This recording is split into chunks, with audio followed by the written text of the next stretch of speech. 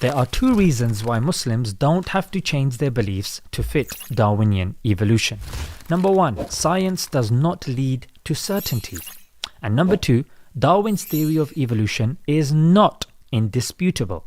So Darwinian evolution can be accepted by Muslims as a valid theory, but not something absolutely true. The first thing we need to do is make a distinction between basic evolution and Darwin's theory of evolution. Basic evolution is biological change over time. Darwinian evolution is composed of two parts. Number one, the tree of life, and number two, natural selection. The basic type of evolution is simply true. It happens all around us. Take butterflies or bacteria evolving resistance to medicine, and numerous other examples. No one disagrees with this type of biological evolution. But get this was well known before Darwin. Yes, before Darwin. It's the second type which is problematic, which requires more evidence for the tree of life and natural selection other than mere observations.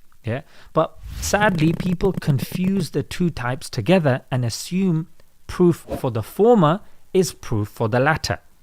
And this is not to mention some of the problems with regards to Darwinian evolution.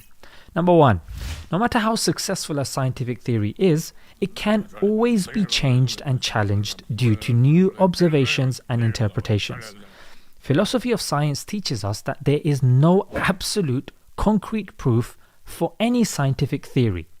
Number two, the tree of life is based on the idea of homology, which is the assumption that two species with similar genes and anatomy have evolved from a common ancestor.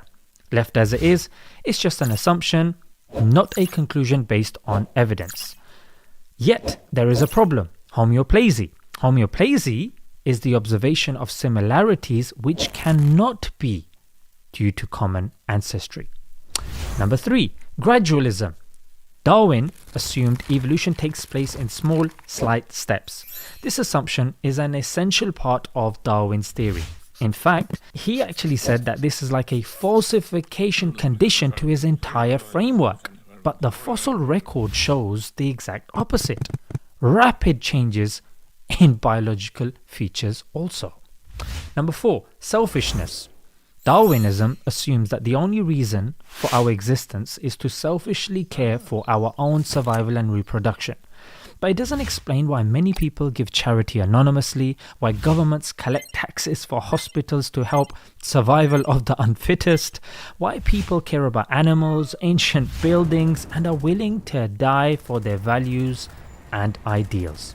Number five, some notable biologists and philosophers have pointed out that there is propaganda about Darwinism, and they see it being pushed as an undeniable reality when it is far from it. In fact, some have even labelled Darwinism as a religion due to the activities of Darwinists. In addition to this, Darwinism isn't even the only theory of evolution. In fact, let me just give you three alternatives. Number one, evolution by natural genetic engineering. Number two, Neo-Lamarckian evolution. And number three, mutation-driven evolution. What was the point of all this?